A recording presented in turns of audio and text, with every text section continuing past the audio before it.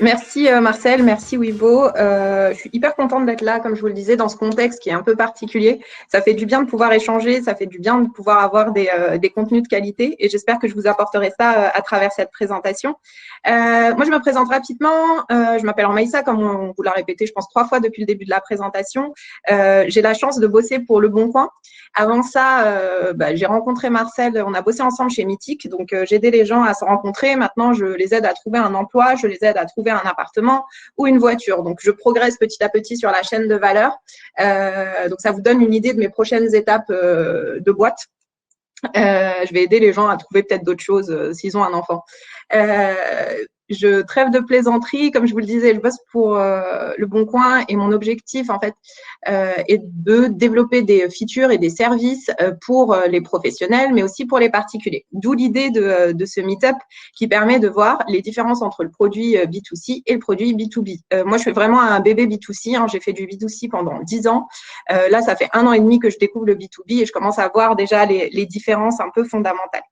Qu'est-ce qu'on va se raconter aujourd'hui? Au menu, je vais vous présenter rapidement Le Bon Coin, parce que je pense que ça vaut le coup que vous ayez le contexte dans lequel j'évolue et dans lequel j'ai pu avoir ces premiers feedbacks sur le produit pour les particuliers et pour les professionnels. On va faire, comme vous le disiez Marcel, une première partie sur les différences et les points communs entre la façon de construire un produit pour ces deux cibles-là. Et puis, on fera une petite session questions-réponses. Donc, n'hésitez pas vraiment, sentez-vous libre d'écrire, de me poser vos questions ou de les poser à Marcel d'ailleurs.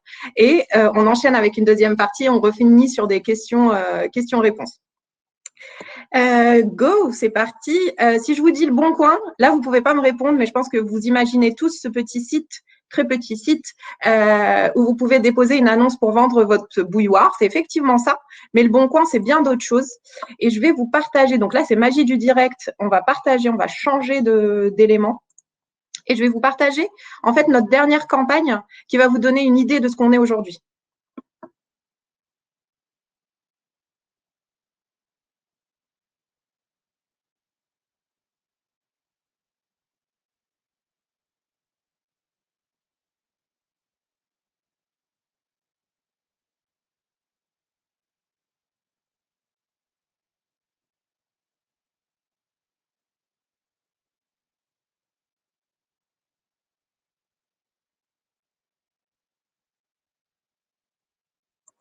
Donc, vous l'avez compris, hein, Le Bon Coin, c'est au-delà d'un simple site qui vous permet de déposer une annonce. C'est vraiment un site qui permet de faire aussi le bien autour de soi. Et je pèse mes mots en disant ça. Je retrouve juste mon onglet, hop, et je vous repartage ma présentation. On voit toujours bien? Oui, ça doit être bon. Hop, je reprends juste mes notes. Désolée. Hop. Donc, comme je vous le disais, c'est vraiment un site qui permet de faire du bien et on est disponible pour les Français depuis 2006. Donc, c'est vraiment une belle success story à la française. C'est le bon geste, c'est le bon voyage, c'est le bon appartement, le bon emploi, et ça depuis 13 ans. En termes de business, ce qu'il faut garder en tête, c'est qu'on était rentable hyper rapidement dès la 2e année d'exploitation. Et au bout de 4 ans, je crois, on a passé le milliard d'annonces. J'essaye de repasser. On a 10 millions d'annonces en ligne au bout de 4 ans. On a aussi un vrai phénomène social et sociétal qui commence à se dessiner puisqu'on avait dès 2014 73% des Français qui utilisaient Le Bon Coin. On a passé le cap en 2016 du milliard d'annonces disponibles, ce qui est énorme. Et à partir de 2016, ce qu'il faut garder en tête, c'est que Le Bon Coin a également commencé à mettre en place une stratégie de merge and acquisition, ce qui veut dire qu'on a racheté pas mal d'entreprises qu'on a intégrées pour justement asseoir notre position sur les différents marchés. On a commencé par un marché que vous connaissez moins bien, je suppose, parce que moi je ne le connaissais pas avant d'arriver chez Le Bon Coin. Tout ce qui est matériel agricole, on est numéro 1 sur ce sujet-là depuis le rachat d'Agri-Affaires. Donc, on opère aussi à l'international avec cette marque-là. On a renforcé nos positions sur le marché de l'immobilier avec l'acquisition d'A Vendre à Louer, qui fait partie aujourd'hui du groupe Le Bon Coin et qui est une marque forte pour les spécialistes de l'immobilier. Avec Vide Dressing et Kudos, qui étaient des très belles startups, on a acquis une expertise à la fois sur le transactionnel, donc comment acheter des produits sur le Bon Coin, et aussi comment chercher un emploi sur Le Bon Coin. Ce qui a fait qu'en 2019, on a lancé la capacité à acheter et à recevoir des biens depuis sur le Bon Coin, donc ce qu'on appelle le transactionnel en interne. Donc aujourd'hui, vous pouvez aller acheter un sac, vous pouvez même parfois payer votre voiture si le montant est inférieur à 5 000 € sur le Bon Coin directement. En parlant de voiture, une très belle acquisition sur la dernière année. On est numéro 1 maintenant sur le marché de l'auto depuis le rachat de l'Argus, avec qui on crée plein de synergies et c'est un vrai levier en termes de data pour venir enrichir encore plus nos offres. Donc ça, c'est le Bon Coin d'un point de vue business. Mais au-delà du business, le Bon Coin, c'est vraiment une boîte qui porte des valeurs et des valeurs clés. La première, c'est la proximité. Hein. On est une marque tout public, on est disponible et accessible pour tout le monde. Et ça, c'est disponible. Enfin, ces valeurs sont pour nous, en interne, elles sont aussi dans notre façon d'opérer le produit, dans notre façon d'opérer la marque. On est aussi dans une logique de créativité. L'objectif est de se réinventer, comme vous le voyez. On est parti d'un site avec des petites annonces. Aujourd'hui, on a un groupe qui couvre plein de marchés, qui couvre plein de problématiques, qui couvre plein d'utilisateurs à travers la France. On peut être créatif et pragmatique. Vous connaissez le Bon Coin, hein, vous savez que c'est un produit simple et on veut rester simple et efficace dans l'intégralité de ce qu'on fait aujourd'hui pour nos utilisateurs, pour nos collaborateurs. Et c'est une boîte engagée, responsable. Vous le verrez plus tard, hein, j'ai quelques chiffres pour vous, mais en tout cas, notre enjeu est vraiment de changer le quotidien des Français. En termes de data, rapidement, pour vous montrer un peu la taille du monstre, aujourd'hui, il y a 28 millions d'utilisateurs et d'utilisatrices qui se connectent par mois sur le Bon Coin. C'est la moitié de la population française quasiment. Donc, ça vous donne un ordre d'idée de ce qu'on couvre aujourd'hui en termes de produits. Il y a 500 000 entreprises qu'on accompagne au quotidien pour qu'elles puissent délivrer leurs services, les monétiser et trouver des clients. Et on est aujourd'hui le 6e site le plus visité en France. Donc, c'est vraiment une boîte qui a une envergure énorme en France. Et souvent, quand nos utilisateurs et nos utilisatrices nous parlent, c'est pour nous dire qu'ils nous aiment parce qu'on est la 4e marque jugée la plus utile aujourd'hui. Et à titre très personnel, je comprends pourquoi on dit ça, dans la mesure où on impacte à la fois l'écosystème social, l'écosystème écologique, puisqu'on permet de faire des économies de CO2 et on permet aussi à l'économie française de tourner parce qu'on est 100% en France.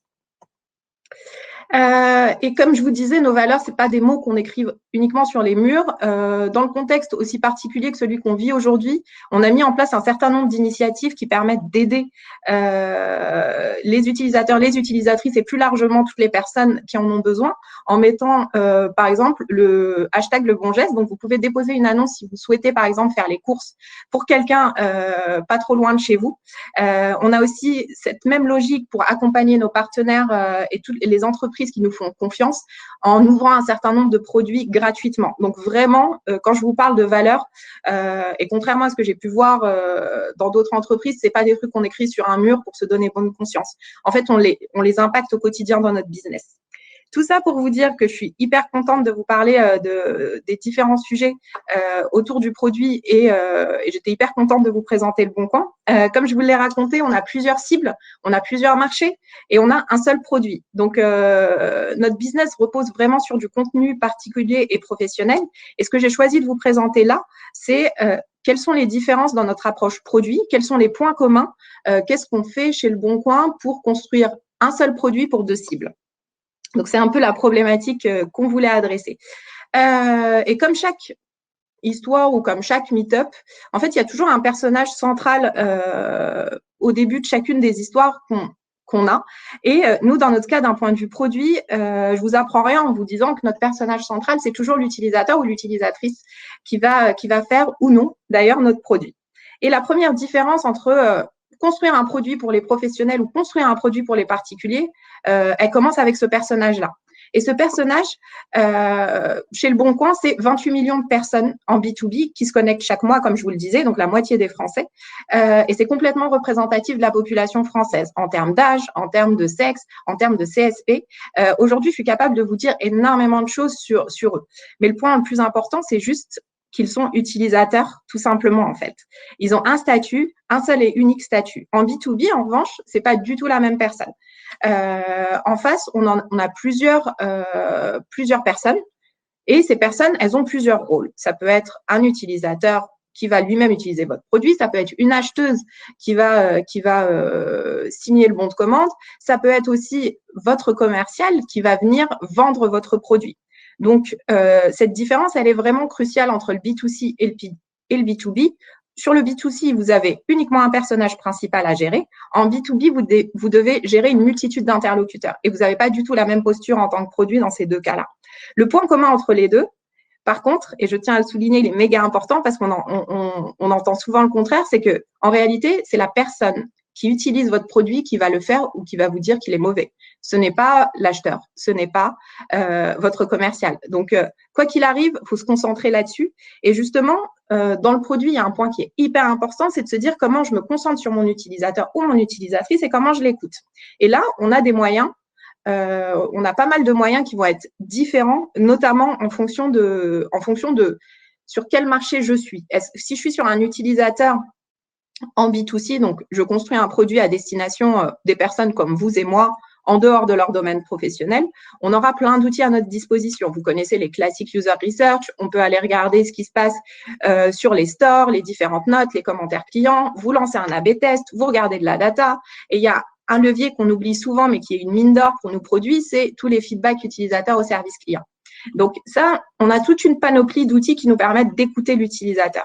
Quand vous êtes sur ce qu'on appelle small and medium business, donc vous avez du volume, vous avez à peu près les mêmes leviers. Vous avez assez de volume pour faire des A/B tests et creuser la data. Vous avez le support client. Vous avez un nouvel interlocuteur qui rentre en ligne de compte, c'est votre équipe sales qui est capable de vous remonter un certain nombre d'informations, des feedbacks, qui connaît bien le terrain. Par contre, ça va être plus difficile de faire de la user research, tout simplement parce que les utilisateurs pros n'ont pas plus de temps que ça à allouer à ces sujets. Et enfin, si on se parle en B2B des grosses boîtes, là, c'est un moyen totalement différent. Faire une user research sur GDF Suez, ça ne veut rien dire parce que c'est des groupes avec plus de 10 000 personnes. Donc, comment vous allez chercher votre persona? Là, vraiment, l'enjeu, c'est plus de se concentrer sur quels sont les feedbacks utilisateurs parce qu'ils en font aux ADV, aux personnes qui gèrent leur compte et quelle est la connaissance des sales sur ces comptes-là. Donc, vraiment, on a une multitude d'outils à notre disposition qui nous permettent de récolter du feedback. Et j'entends trop souvent dire en B2B, c'est compliqué d'avoir du feedback. On a des éléments, c'est juste qu'ils sont différents du B2C. Donc, pour conclure cette première partie, le produit se construit pour un ou une utilisatrice finale et non pas pour des utilisatrices ou des stakeholders en interne. Ça, on le voit un peu en B2C, on le voit beaucoup en B2B, mais vraiment, s'il n'y avait qu'un point à retenir, c'est qui utilise votre produit, c'est vers lui que vous devez adresser l'intégralité de vos efforts pour construire le meilleur produit.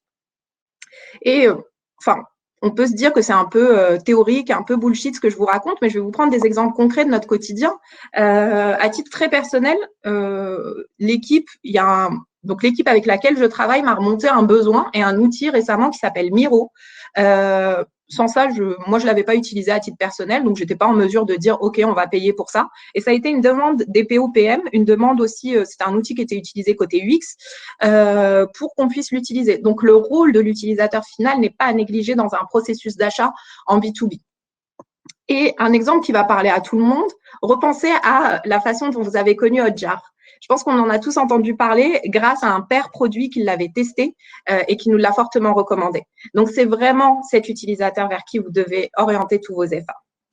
Deuxième point, quand on parle du personnage, chaque personnage, dans chaque histoire, est dans un contexte bien précis. Ce contexte peut être bon, peut être mauvais, mais en tout cas, il existe. Je vais vous rappeler quelques souvenirs. Ça s'appelle un métro. C'est ce que la plupart d'entre nous prenaient pour aller au travail à une certaine époque, qui n'est pas si lointaine. Imaginez-vous dans le métro, vous sortez votre smartphone, vous avez une petite notification WhatsApp qui vous dit mettez à jour votre application, on a une feature qui est géniale. On va arrêter de vous mettre des pastilles et de vous envoyer des notifications quand vous avez passé des groupes sur mute. Je pense qu'on était beaucoup à attendre cette feature-là. Vous êtes tout content, vous mettez à jour votre application et vous continuez votre chemin. Vous arrivez au bureau. Petit disclaimer, c'est vraiment la vue de mon bureau. Donc, c'est les locaux du Bon Coin, Faubourg Saint-Martin. C'est pas une photo de stock. Donc, vous arrivez au bureau, vous allumez votre laptop. Ça ne concerne pas les utilisateurs de Mac, quoique. Et je pense qu'on a tous connu cet écran qui vous dit il y a 1 million de mises à jour à faire et elle se lance automatiquement sans vous laisser le choix ni le temps de faire quelque chose. Et vous devez bien entendu envoyer cette presse à votre boss dans 1 heure. Donc, réimaginez-vous, ressentez ce que vous aviez l'habitude de ressentir à ce moment-là. Et là, c'est un exemple du quotidien tout bête pour vous démontrer que le contexte est vraiment clé à prendre en compte. Quand on est en B2B, on n'a pas de temps à perdre. Cette mise à jour Windows, elle va m'agacer. Je serais hyper énervée de la faire parce qu'elle me fait perdre du temps. Là où la mise à jour WhatsApp, elle est complètement indolore pour moi.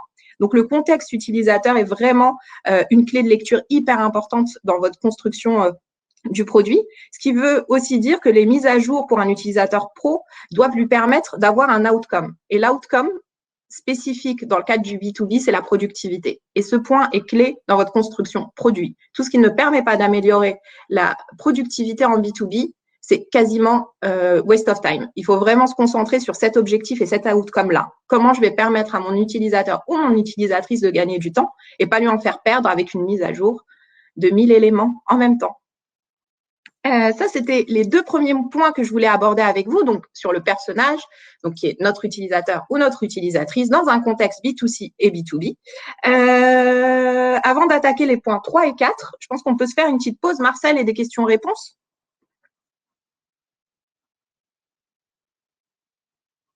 Je suis là, merci. Oui, énormément de questions. Du coup, alors, il y a une question qui a été énormément demandée, c'est Adrien qui la pose. Quel est l'impact de Facebook Marketplace sur votre stratégie Le Bon Coin? Facebook Marketplace, on le suit comme de l'huile sur le feu, hein, je pense comme tous les industriels qui ont affaire à Facebook. À titre très personnel, Facebook, je l'ai vu arriver dans l'univers du dating, je le vois sur la logique Marketplace. Ils ont des moyens, ils ont de l'argent, ils innovent constamment. Donc, notre enjeu, c'est vraiment de les suivre d'un point de vue bench. Après, d'un point de vue produit, ils ont des très bonnes méthodos, ils ont des très bonnes intuitions, ils ont des très bons professionnels. L'impact chiffré, je ne peux pas vous en parler. On est une boîte cotée en bourse, donc je ne peux pas donner de chiffres. En revanche, ce que je peux vous dire sur le quotidien des gens du produit, c'est que c'est devenu un bench hyper important pour nous. On regarde ce qu'ils font, on les suit, et puis, on ne minimise pas la menace. Camille qui demande, toi ton parcours, tu viens du B2C et donc tu as fait maintenant du B2B. Et ouais. À l'inverse, du coup, est-ce que tu aurais justement des recommandations à faire pour des personnes qui viennent du B2B, qui vont travailler dans du B2C ou qui travaillent actuellement maintenant dans du B2C? Alors, le point clé, c'est que c'est un changement de paradigme assez important. J'ai fait il y a un petit sujet dans le reste de la présentation sur justement les profils B2C, B2B d'un point de vue product management. Je te propose qu'on voit ça tout à l'heure et on voit si ça répond à ta question. Sinon, on y revient dans la dernière partie. Ouais, je voulais teaser un petit peu, c'est pour ça que je posais la question. Il y a Spiridon qui a posé la question. Comment était perçue votre offre publicitaire à la fois côté B2C et côté B2B? La question est hyper large. Le Bon Coin, c'est vraiment une grosse régie, notamment avec l'audience qu'on drive et surtout avec le facteur aussi de succès, c'est que on est représentatif de la population française, donc tout le monde peut annoncer chez nous. Et enfin, aujourd'hui, on s'oriente vraiment vers une stratégie data-driven qui est de dire, j'ai une audience, j'ai des infos sur cette audience-là, comment je peux aider aussi les professionnels à mieux annoncer chez nous. Donc ça, c'est des éléments qui ont été bien accueillis. Après, j'ai pas plus de feedback de la part des commerciaux sur ces sujets-là, donc je peux pas en dire plus. Ok. Il y a une question qui est remontée au top avec 12 personnes qui ont voté pour. C'est surtout par rapport à l'organisation produit. Est-ce que tu peux la décrire, l'organisation produit du coup de Le Bon Coin? Est-ce qu'il y a des différences entre le B2B, B2C? Est-ce que c'est une même équipe? Comment est-ce que vous êtes organisé? Alors, je vous donne l'organisation. Je vous donne un petit élément d'histoire. Jusque-là, on avait des feature teams qui étaient organisés sur B2C, B2B et principalement orientés en projet. Il y a 2 ans, l'organisation a complètement changé pour créer des feature teams orientés sur des parcours utilisateurs, un peu ce que vous connaissez sur tout le marché. Moi, je n'étais pas encore arrivée à cette époque-là. Mais du coup, c'était j'ai une feature team qui s'occupe de comment je dépose mon annonce, comment je cherche, c'est quoi mon compte, comment je matérialise une annonce. Donc, c'est à peu près tout le marché a migré vers ces organisations-là à peu près au même moment. Aujourd'hui, on a grossi. Moi, quand je suis arrivée chez Le Bon Coin il y a 1 an et demi, on était, je crois, 800. Aujourd'hui, on est 1300. Donc, ça vous donne l'envergure en fait du groupe qui grossit à vue d'œil. Aujourd'hui, on est organisé, on a à peu près 30 feature teams qui sont organisés en 4 tribes. Donc, on a une tribe qui s'appelle plutôt cercle vertueux. Donc, le cercle vertueux, c'est comme sur un marché, c'est l'offre et la demande. Comment je fais en sorte qu'ils se retrouvent et que j'ai toujours assez d'offres et que j'ai toujours assez de demandes. C'est exactement ça. Donc, vous avez des équipes qui adressent à la fois des problématiques B2C et B2B sur certains aspects, parce que le dépôt est commun entre les professionnels et les parts. Vous avez une équipe qui se concentre sur la partie Search and Discovery, donc principalement à destination de vous et de moi, mais aussi mine de rien, des professionnels, parce que comment je mets en avant mes professionnels dans mon listing. Vous avez une équipe qui s'occupe de tout ce qui est transactionnel, avec un impact fort sur le B2C. Et vous avez donc la tribe pour laquelle moi je bosse, qui s'appelle Vertical, qui adresse toutes les problématiques marché. Plus concrètement, comment on est organisé au sein de cette tribe, j'ai des équipes qui vont adresser des problématiques B2C sur l'emploi, sur l'immobilier, et elles vont aussi adresser le pan, parce que c'est, comme je vous le disais, c'est une marketplace, il y a de l'offre, il y a de la demande. Quand vous créez un profil candidat, derrière, il faut mettre en place une CVTech pour qu'on puisse voir les différents profils candidats qui ont été créés. Donc, les mêmes équipes bossent là-dessus. Après, j'ai des équipes plus spécialisées en B2B qui vont venir vraiment créer des outils, par exemple pour les professionnels de l'immobilier ou pour les professionnels tout court. Aujourd'hui, on se cherche clairement sur les organisations parce que ça émerge et les enjeux stratégiques sont clairs, mais par contre, les enjeux produits peuvent être amenés à être réajustés et la nature même de l'orga produit fait qu'elle doit évoluer tous les ans ou tous les 2 ans. Et il y a un truc qui est bien, et ça j'en profite pour vous en parler, parce que je trouve que c'est une belle initiative. Chez Le Bon Coin, on a ce qu'on appelle un stream de travail d'organisation apprenante, où vous, en tant que collaborateur ou collaboratrice, vous pouvez vous saisir d'un sujet, et typiquement les sujets d'organisation produit en font partie, pour dire on adresse mal la cible B2B, voilà ce que moi je recommanderais, voilà comment je le verrais, voilà comment on peut le tester et le mettre en place. Je ne sais pas si ça répond à toutes les questions, mais j'ai essayé de faire large et précis en même temps. Je pense que ouais, c'était vraiment plutôt clair.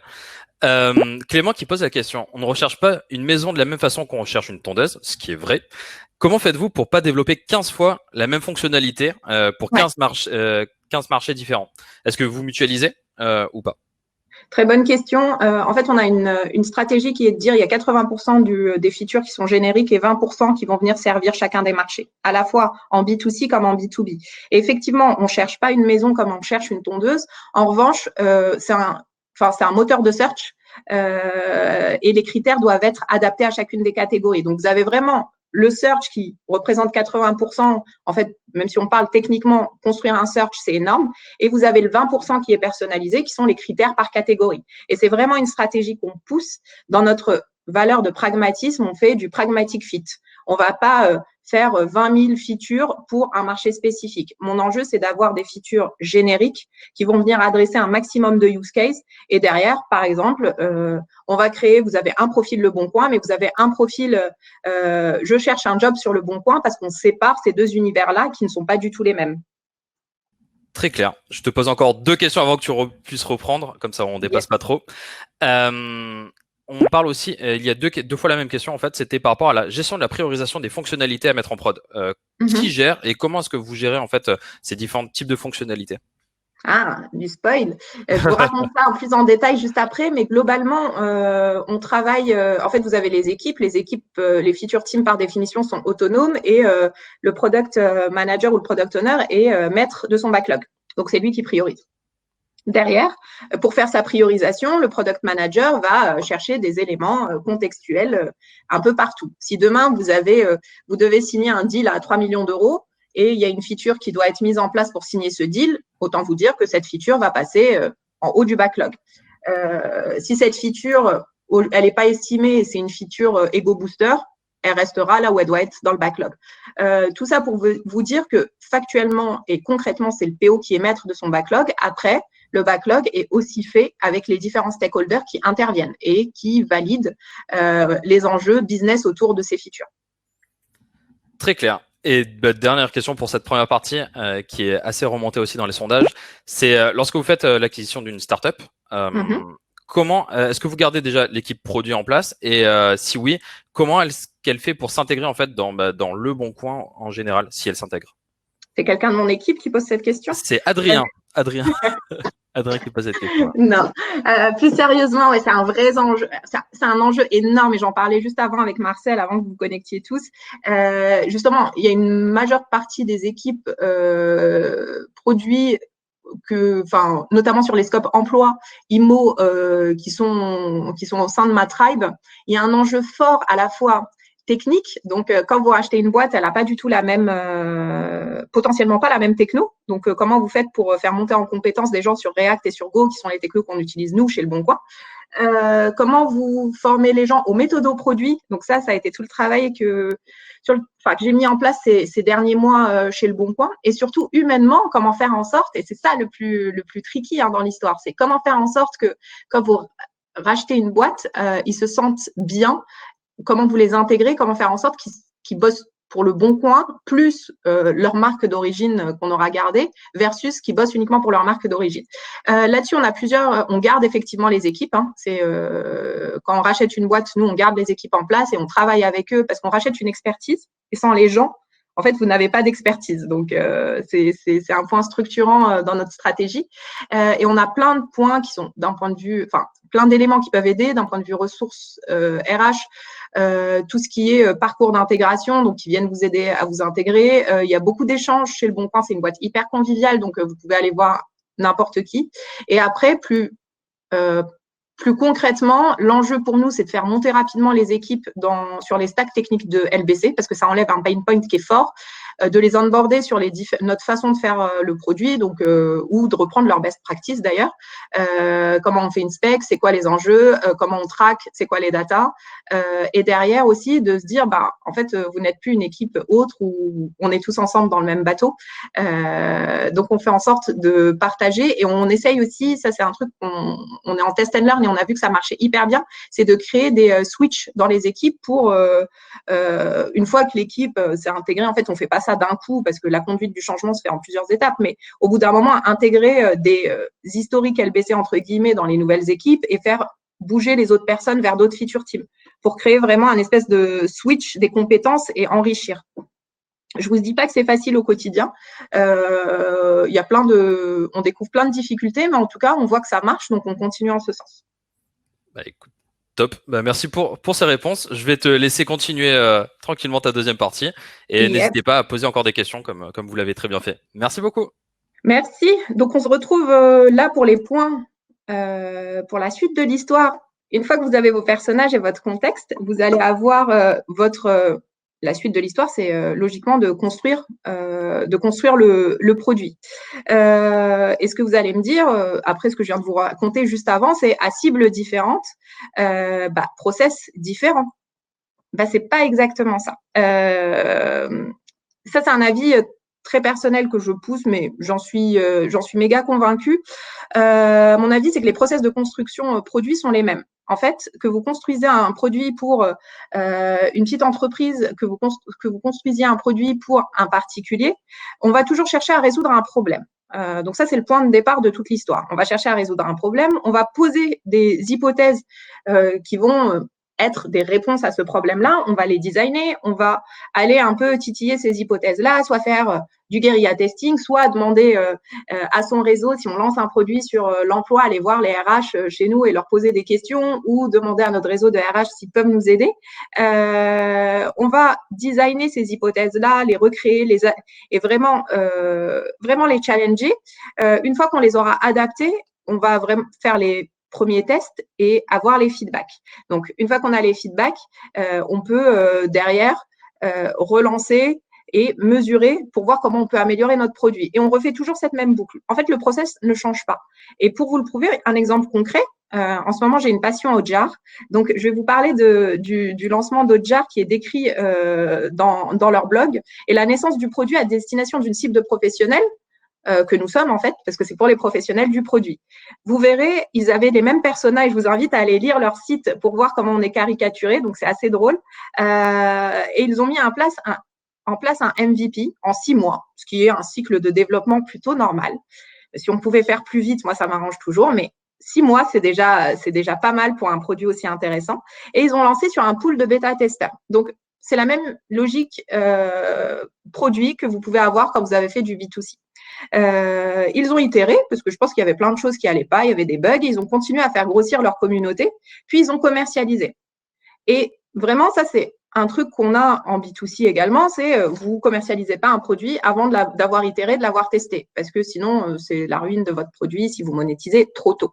Donc, ça, c'est vraiment, pour moi, la même chose, et vraiment, le process n'est pas différent. Ce qui va changer, en revanche, c'est les rôles et les moyens qu'on peut mettre en place. Rappelez-vous, je vous ai parlé des feedbacks utilisateurs.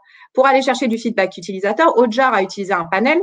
En B2C et en B2B, on ne va pas utiliser les mêmes leviers. Donc, ça va changer. Les rôles vont aussi être différents. Mais ce qu'il faut se dire, c'est que le produit, et vous le savez aussi bien que moi, est vraiment un jeu collectif. Vous ne construisez pas un produit tout seul. Enfin, si vous pouvez imaginer toutes les specs que vous avez. Si vous n'avez pas une équipe de développeurs, ça ne marchera pas. Si vous n'avez pas des feedbacks utilisateurs, ça ne marchera pas. Et si vous n'avez pas des feedbacks du marché, ça ne marchera pas. Donc, c'est vraiment un jeu collectif dans les deux cas. En revanche, le rôle du product manager va changer en fonction de si vous êtes sur un produit grand public ou si vous êtes sur un produit B2B. En B2C, c'est le rôle du PM. Petite métaphore footballistique, t'interviens Marcel si je dis des bêtises, mais le product manager est vraiment le capitaine de l'équipe. C'est celui qui a le rôle qui brille et c'est celui sur qui on tape aussi quand ça marche pas. Donc, c'est donnant-donnant, mais c'est vraiment lui qui est la voix du produit au sein de l'équipe, qui va pousser, qui va prioriser, qui va avoir, bien sûr en relation avec le marché, avec la communication, avec les autres stakeholders, mais c'est totalement différent. En B2B, en revanche, c'est un autre mode de fonctionnement. La première ligne, c'est pas le produit, c'est les sales. C'est eux qu'on envoie. Ils doivent convaincre un client, leur expliquer comment le produit fonctionne.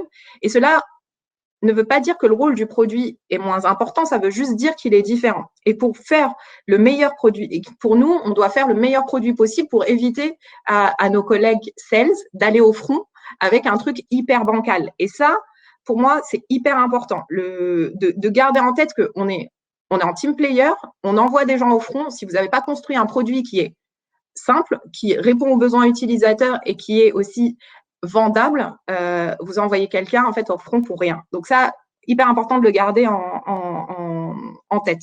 Et j'insiste encore une fois sur un élément clé, c'est que vous êtes dans la même équipe que les sales. Les sales ne sont pas votre utilisateur ou utilisatrice finale. Donc, et comme on l'a dit juste un peu plus haut, c'est l'utilisateur final et l'utilisatrice finale qui fait votre produit. C'est pas le reste du monde, c'est eux qui vont utiliser votre produit.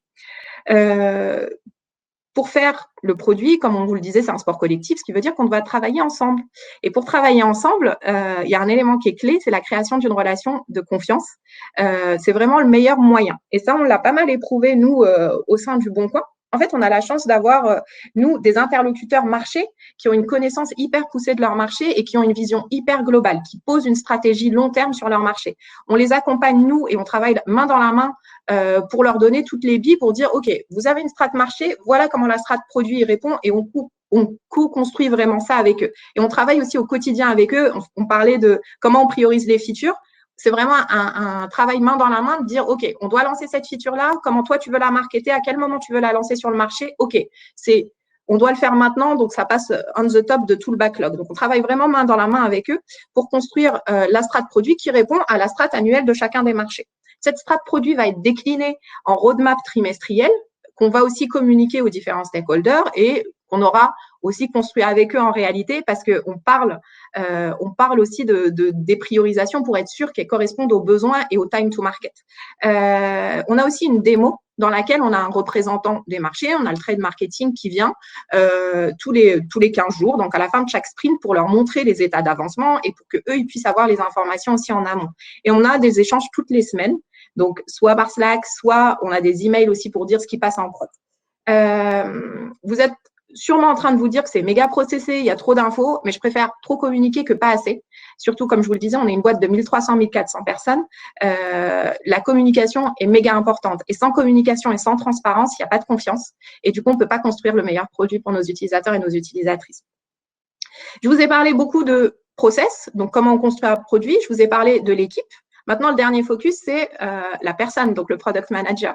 Et dans une équipe et aussi le succès d'un projet, ça passe par le product manager. Si vous ne mettez pas la bonne personne au bon endroit, vous prenez le risque de pas sortir votre produit. Et ça, j'en suis intimement convaincue. Enfin, aujourd'hui, j'ai la chance de leader des équipes et pour moi, le point clé, il n'y a pas de mauvais ou de bon product manager, quoique ça peut se discuter, mais en revanche, on peut mettre, il faut mettre la bonne personne au bon endroit sur les bons sujets. C'est comme un produit, c'est comme un marché pour être sûr de délivrer la bonne promesse au bon moment. Là, je vous ai repris une segmentation qu'avait fait McKinsey sur le sujet du product management et ça répond peut-être à la question qu'on a eue un peu plus haut. On a différents types de product people qu'on peut constater. Bon, ils les ont catégorisés en 3. Moi, je trouvais cette segmentation assez intéressante dans le cadre de notre talk du jour. On a la personne qui est plus orientée avec un profil tech. Clairement, c'est des profils que vous allez retrouver chez AWS dans une logique B2B, mais vraiment B2B très loin du B2C, quoi. Vous avez un profil généraliste. Donc, ce profil généraliste-là, c'est, je pense, la majeure partie des profils qu'on a dans le produit. Donc, qui connaît bien la partie technique, qui n'a pas peur de mettre les mains dans le cambouis, mais qui a aussi une vision business. Et son objectif, c'est vraiment de créer les meilleurs produits pour les utilisateurs. Il est capable de driver des métriques, etc. Ça, ce produit-là, enfin, ce PM-là, on peut le mettre sur du B2C ou du B2B. Et enfin, vous avez un profil avec un background beaucoup plus business qu'on mettra souvent dans des problématiques plus de croissance et plus de B2C ou des problématiques B2B, mais sur des small, medium business où vous avez assez de données. Enfin, c'est vraiment ces profils-là, ils crunchent de la data pour vous faire des plans. Et on ne peut pas les mettre sur tous les sujets. Notamment, enfin, pour créer une API AWS, ce profil-là va pas être très heureux, par exemple. Mais il peut être heureux sur je suis Google, j'ai des produits pour les small medium business, ça peut le faire. Donc voilà à peu près, je pense que ça répond à la question qu'on a eue, mais si c'est pas le cas, en tout cas, on en reparle. Là, je vous ai parlé un peu de compétences. Par contre, on le sait tous, hein, ce qui fait la différence, c'est les soft skills et la capacité de chacun des PM derrière à créer son univers, créer sa communication et à travailler sa relation de confiance avec les stakeholders. Donc vraiment, il y a des profils via leurs soft skills qui feront aussi la différence. Si vous avez des profils un peu plus seniors, plus communicants, plus diplomates, ça pour le B2B, c'est des skills hyper importantes. Vous pouvez avoir un product owner ou un product manager avec un profil de lanceur qui conviendra dans des environnements startup, mais pour nouer des liens avec 5 stakeholders et 5 sales, ce ne sera pas forcément la bonne personne à mettre au bon endroit. Donc, comme je vous le disais, la clé de succès du lancement d'un produit, c'est pas uniquement les process, c'est pas uniquement votre rôle, mais c'est aussi l'humain et l'être humain que vous êtes qui va apporter des skills dans un contexte bien précis. Du coup, là, je vous ai parlé vraiment de notre façon de construire le produit. Dans l'avant-dernière étape, je vais vous parler du meilleur moment pour moi, ou du moins je pense pour les PM aussi. C'est le moment où on appuie sur le bouton et on lance le produit en prod. Et là-dedans, on commence à avoir une différence assez fondamentale entre le B2C et le B2B. C'est que le B2C, c'est vraiment, on a cette logique de fail fast, learn fast. Donc, on lance, on ship. On informe ou pas l'utilisateur. Souvent, c'est le pas et on a des retours service client. Et on oublie souvent que nos collègues du service client sont en première ligne pour répondre à ces retours-là. Donc, on n'a pas cette logique et cet objectif d'over-communiquer. En B2B, clairement, on ne peut pas faire ça. Enfin, c'est impossible. N'oubliez pas que vous avez des gens qui vont vendre ce produit-là et on ne peut pas envoyer des gens au front sans leur avoir expliqué comment le produit fonctionnait, sans les avoir embarqués dans l'histoire, sans leur avoir dit à quoi il servait, quel est son objectif. Donc, c'est vraiment des enjeux hyper importants de former les équipes qui vont vendre votre produit en B2B qu'il faut prendre en compte quand on lance dans ce contexte-là. Vous ne pouvez pas shipper sans informer les gens et surtout, vous ne pouvez pas shipper sans avoir posé un argumentaire produit. Aujourd'hui, j'entends trop souvent « Ok, on a shippé cette feature en prod ». Le storytelling, c'est pas un élément négligeable. Aujourd'hui, on décrit trop souvent des features. En B2C, ça peut passer parce que peut-être que votre cible va l'entendre et encore, on voit que quand on change un wording, ça peut faire augmenter vos taux de clic de 30 à 50%. En B2B, clairement, la personne que vous devez convaincre en premier, c'est votre interlocuteur marché, c'est les sales. Donc, vous allez pas leur dire on a mis une API en prod. Ce que vous devez leur raconter, c'est le contexte. qu'est-ce qui se passe, pourquoi je l'ai fait, quel est le problème que j'ai cherché à résoudre et en quoi cette solution va t'aider à résoudre ton problème et à mieux vendre ce produit-là. Et comme les images parlent beaucoup plus que les mots, mettez-vous à la place d'un ou d'une entrepreneuse qui doit ouvrir un compte pro pour sa boîte. Vous allez aller chercher sur Internet, vous allez tomber sur ça. OK, ouvrir un compte professionnel, c'est génial, c'est top. Très bien, c'est très fonctionnel, why not? Et après, vous allez vous dire, attendez, je vais aller chercher un peu, je vais bencher un peu la concurrence, qu'est-ce qui s'y fait? Et là, je vais essayer d'accéder à une petite vidéo. Je ne sais pas si vous voyez toujours mon écran. Hop là.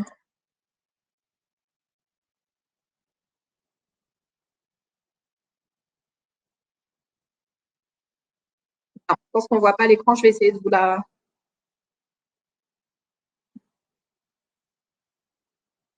Hop, je vous la partage rapidement. Ça me demande une petite manipulation. Alors.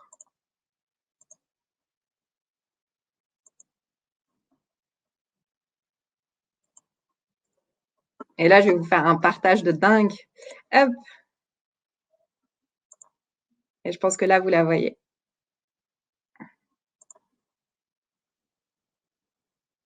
Ah non.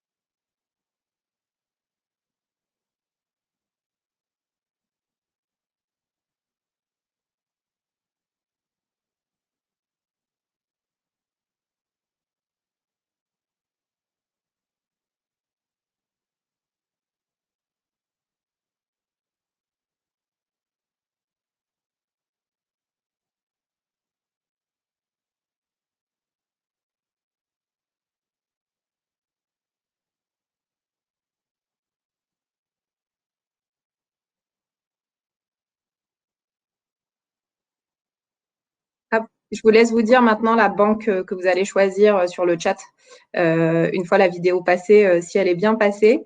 Et hop, je vous repartage mon écran pour la dernière partie de la présentation qui va concerner un point moi qui me tient particulièrement à cœur et sur lequel j'entends énormément de choses. Donc comme je vous le disais, juste un rapide récap sur cette partie, c'est que ce soit dans un contexte B2B ou en B2C, le marketing de votre produit reste essentiel. Et j'entends trop souvent, on a shippé cette feature en prod, raconter une histoire, vraiment ça fait la différence. Et aujourd'hui, les meilleurs product managers que je vois, c'est ceux qui sont capables de vous embarquer dans une histoire et dans un storytelling. Oui, je sais que ça fait criser certaines personnes d'entendre que la forme peut primer parfois sur le fond, mais c'est le cas. Donc, c'est un biais humain. Donc, au lieu de se battre contre, autant le prendre pour une force et travailler avec. Donc, dernier point, et après, on repasse à une question-réponse. La data dans tout ça, moi, c'est un point qui me tient particulièrement à cœur parce que j'entends souvent, non, mais en B2B, ça sert à rien de regarder la data. Ce qui compte, c'est combien on a vendu. C'est pas totalement faux. Mais c'est pas totalement vrai non plus. La data est essentielle dans les deux cas et il faut l'utiliser. La différence que vous allez avoir, c'est qu'en B2C, vous allez avoir beaucoup de monde, énormément de monde. Vous allez pouvoir avoir une vision globale de ce qui se passe. Vous allez pouvoir faire des moyennes. Vous allez pouvoir avoir des grandes tendances qui vont se dégager. Vous allez pouvoir utiliser de l'A/B test. Avec 28 millions d'utilisateurs, nos résultats d'A/B test vont très vite.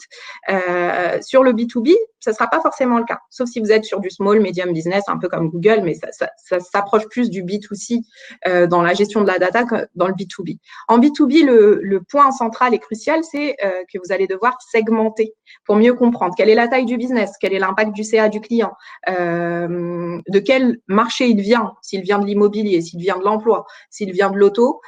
C'est comprendre vraiment qui est votre client et vous allez être plus dans la finesse de regarder par cohorte, par marché, par type d'entreprise, par où est-ce qu'il a déposé. C'est vraiment, on va beaucoup plus loin. Il y a certaines boîtes en B2C qui font la même chose, hein, notamment quand vous mettez 50% de votre CA sur de l'acquisition, vous devez savoir quels sont les meilleurs leviers d'acquisition pour vous. Donc, vous allez rentrer dans de la micro-segmentation. Mais c'est vrai que si dans beaucoup de business B2B, B2C, on peut se contenter d'avoir cette vision macro de la data. Donc ça, c'était mon dernier point. Donc regardez la data, même en B2B. Il faut vraiment connaître son utilisateur et les chiffres, les segmentations sont un moyen hyper important pour ça. Donc en résumé, et après je vous laisse et on passera plus à la question-réponse. En résumé, on part toujours de l'utilisateur, vraiment. On part pas de mon commercial m'a dit qu'il fallait construire cette feature-là. Peut-être qu'il a raison, mais vérifiez-le. On lance, on itère, on mesure toujours, on mesure en quali, en quanti, on ajuste, mais à des rythmes différents et de façon potentiellement différente. Attention à vos MVP en B2B parce que comme je vous le disais, vous envoyez votre petit collègue au front. Donc, si vous avez release une fausse porte sans rien derrière, c'est peut-être pas le moment d'aller prospecter l'utilisateur. Donc, gardez bien en tête que le contexte et les rythmes sont différents entre ces deux cibles-là. Et surtout, il y a un point clé, c'est que n'oubliez pas en tant que product manager, en tant que product owner, en tant que professionnel du produit, vous transformez des idées en réalité avec l'aide de votre équipe, mais vous transformez des idées en réalité. Et racontez-le, racontez une histoire, expliquez pourquoi et ne dites pas juste l'idée A, elle est passée en prod. Et c'est le mot de la fin. Donc, je vous remercie tous d'avoir été là. Je suis hyper contente et j'espère que ça aura été utile pour vous. Je suis preneuse de vos feedbacks aussi, donc n'hésitez pas et on passe aux questions-réponses. C'est pour ça que je suis là. Salut. Parfait. On a encore énormément de questions, donc merci encore de poser autant de questions. Benjamin qui pose une première question. Est-ce qu'une priorisation bottom-up de l'équipe produit autonome priorisant leur sujet à partir d'OKR est réalisable en B2B? Si les OKR sont en relation avec les objectifs des sales, oui. Ok. Voilà, parce qu'ils se demandaient par opposition à exécuter les demandes dictées par les clients et les commerciaux. Du coup, on a énormément de demandes par rapport aux commerciaux. Donc, mais c'est vraiment, en fait, quand vous parlez à un commercial, vous parlez à un vendeur. Donc, vous n'allez pas lui parler en API et j'ai shippé cette feature. Mettez-vous dans une relation de communication de vendeur à vendeur. Donc, il faut le séduire avec votre produit. Il faut argumenter, il faut être factuel. Donc oui, je comprends que ça puisse être difficile, mais une des skills les plus importantes aussi dans le product management, c'est de savoir raconter cette histoire et de savoir négocier. C'est ce qu'on fait au quotidien. Donc pourquoi ne pas le faire avec les meilleurs négociateurs? On a beaucoup de questions sur la data. Oui.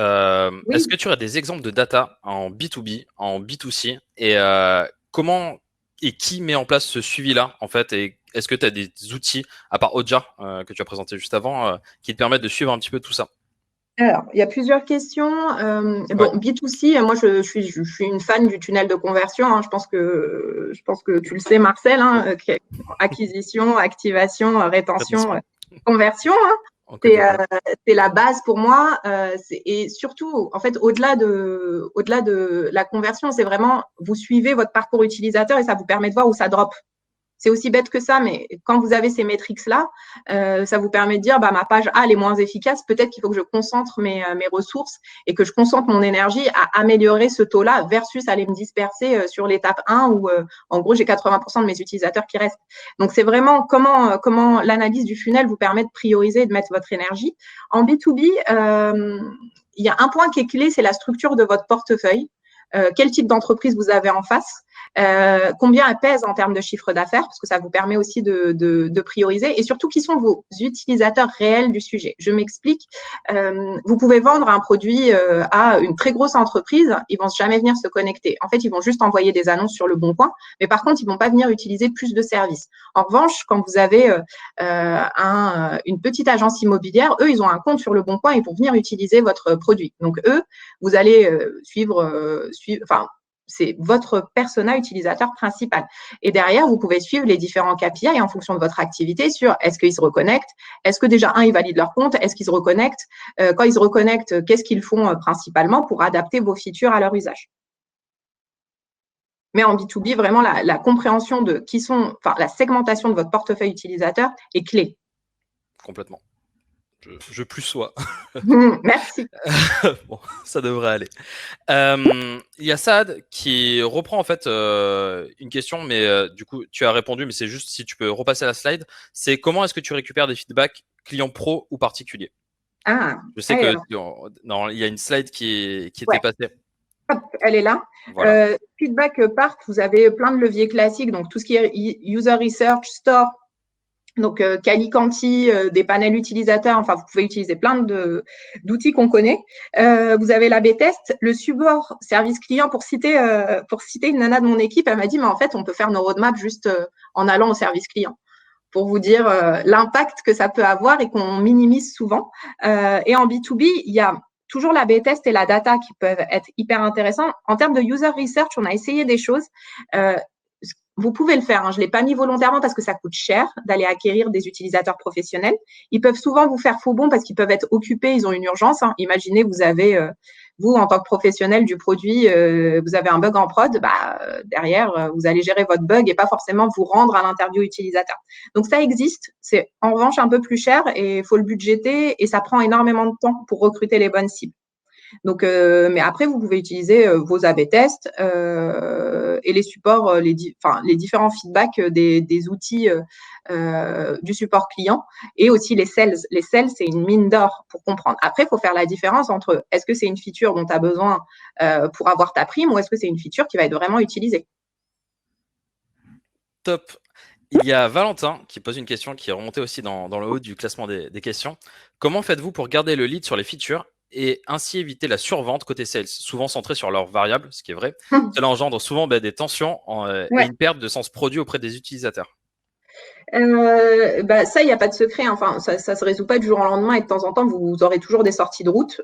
Ça, il faut le garder en tête. J'ai pas de solution miracle. La solution, là, nous, qu'on met en place, c'est vraiment d'échanger en amont. Il y a des points d'échange réguliers entre les différents interlocuteurs. Donc, la strate du CPO est partagée avec la strate de la direction commerciale. Le point aussi structurant, c'est d'avoir tous les mêmes objectifs. Donc, si moi, j'ai le même objectif que mon homologue commercial, je vais faire en sorte que la feature, elle sorte au moment clé, quoi. Donc, aligner les objectifs, c'est le meilleur conseil que je peux vous donner entre les différentes directions. Et justement, quand les objectifs ne sont pas forcément alignés, en fait, comment s'effectue ce travail d'arbitrage, de priorisation entre les équipes marketing et produits IT, en fait D'accord.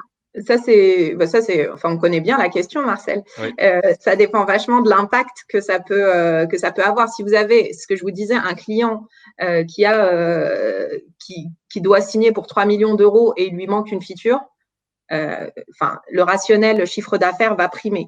Si vous avez une campagne de communication et il faut faire 6 mois de développement produit, peut-être qu'on peut trouver une autre solution. Après, il y a des arbitrages qui se feront entre product manager et son homologue marché, son homologue marketing. Et après, il y a des arbitrages qui se font plus haut. Et parfois, dans certaines petites boîtes, c'est le CEO qui va arbitrer parce qu'il y a un enjeu de chiffre d'affaires qui est important. Mais on ne va pas se leurrer. S'il y a un enjeu de CA derrière, ça sera toujours prioritaire. C'est juste vous, comment vous avez la capacité d'anticiper ça en tant que produit, c'est en connaissant votre base utilisateur et en étant en amont de la proposition et pas attendre qu'on vienne vous dire, tiens, il faut faire ça. Très clair. Jennifer qui pose la question, parce que on le voit, tu as une vision très user-centrique, et ce qui est trop bien. Et comment est-ce que tu valides justement tes améliorations UX? Ce sont des tests de prototype. Tu as parlé d'A/B testing. Est-ce que vous mettez ça en place tout le temps? Oui. Autre chose?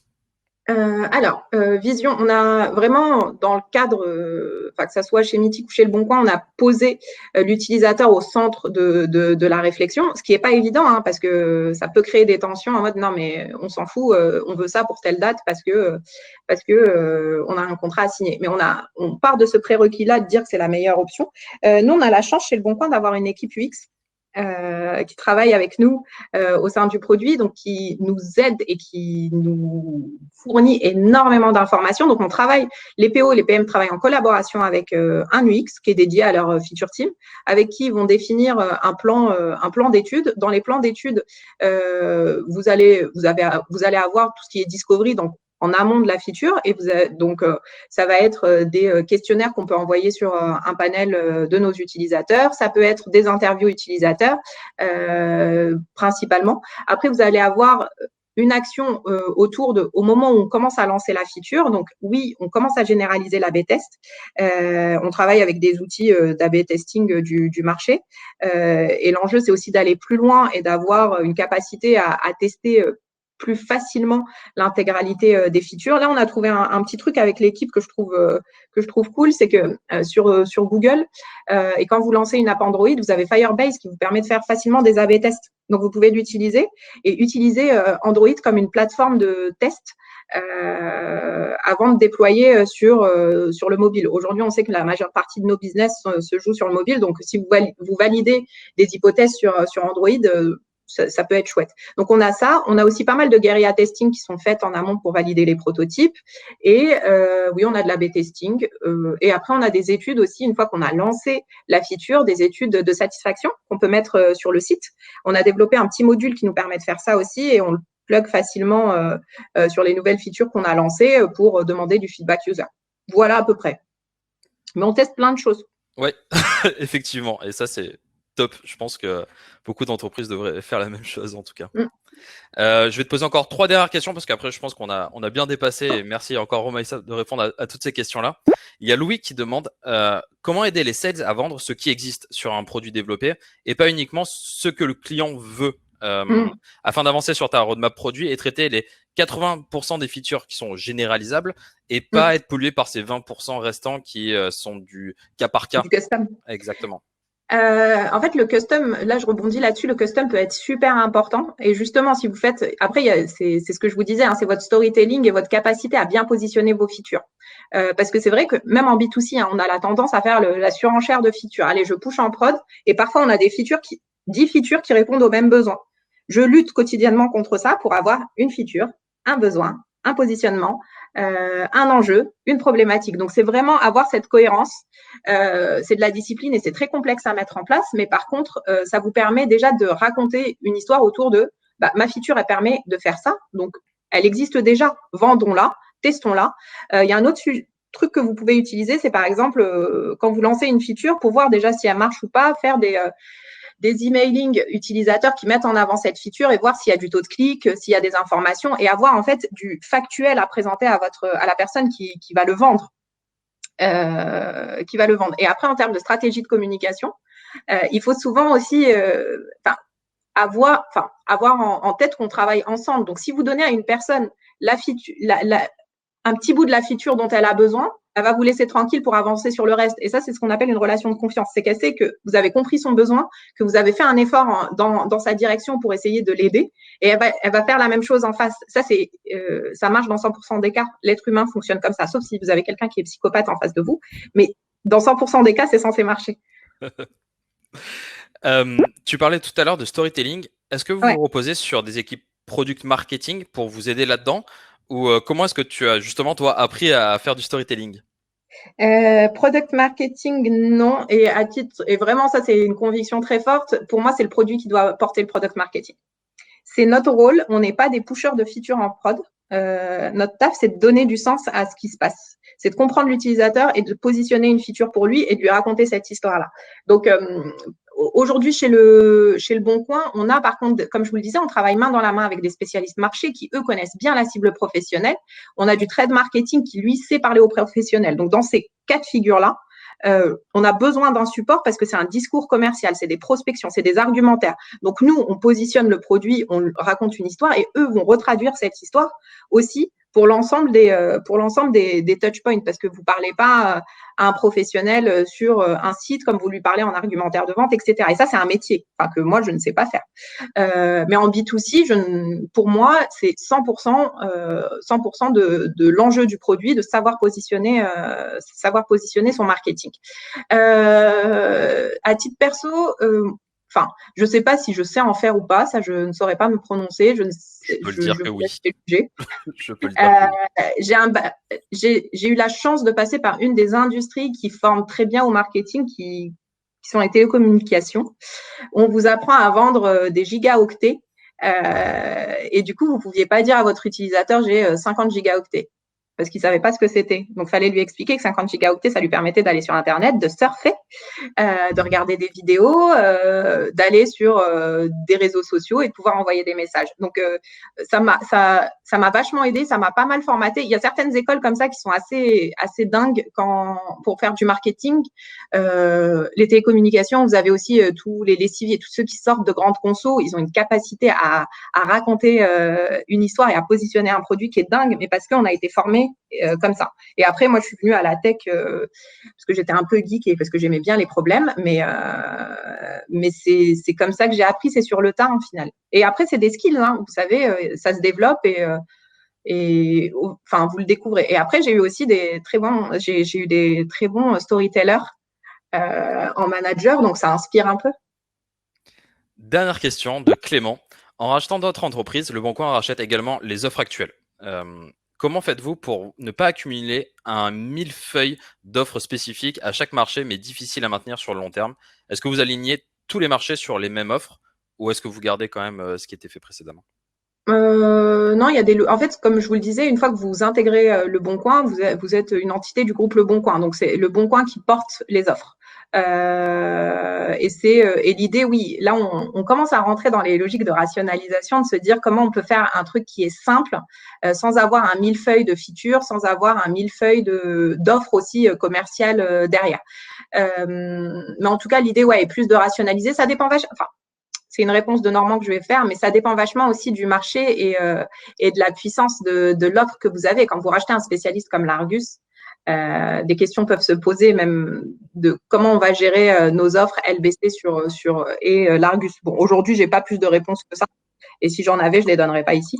Mais en tout cas, ouais, l'idée c'est comme sur le produit. Hein, la rationalisation d'offres, elle est méga importante. Et je vous redonne un exemple que je connais bien. C'est quand vous êtes un opérateur télécom que vous en rachetez un. C'est soit vous le rachetez, vous gardez les offres et vous continuez à les commercialiser sous le nom de l'offre. Soit vous rachetez la boîte et vous réintégrez son portefeuille client et sa spécificité. Et dans ce cas-là, vous bundlez en fait. Donc, vous vendez pas sous le nom de la marque que vous avez rachetée. Donc, c'est les deux stratégies qui existent sur le marché. Ben, c'est parfait. Ben, merci infiniment, Romaïssa, d'avoir fait cette présentation. Merci à toi, Marcel. Extrêmement compréhensible. Enfin, c'était génial. Vraiment, il n'y a pas d'autre mot, tout simplement. Merci beaucoup. Je vais juste vous poster, hop là, les prochains webinars. Donc le prochain webinar aura lieu donc vendredi prochain à 12h30 et ce sera Christopher Parola, VP Product chez Les Meilleurs Agents, qui nous parlera des pratiques produits en période de confinement. Donc on est en plein dedans. Ce sera top. Merci encore énormément, Romaïssa, d'être passé. C'est vraiment génial. Merci encore à tous. Merci de m'avoir invité. Merci à tout le monde d'être resté jusqu'au bout. Complètement. Et pour vos questions. Et c'était vraiment chouette de pouvoir partager. J'espère que ça vous a été utile. Et je vous souhaite une bonne journée et un bon week-end. N'hésitez pas donc à aller sur le LinkedIn de Romaïssa, donc Romaïssa Sherbal, on vous postera le lien. Le replay sera disponible dès lors qu'on finit le live, donc vous pourrez y accéder n'importe quand. Et on vous dit à vendredi prochain sur ce nouveau webinar par Christopher Parola. Merci encore, Romaïssa. Merci à tous. Tout le monde. Passez une excellente journée. Au revoir. Salut.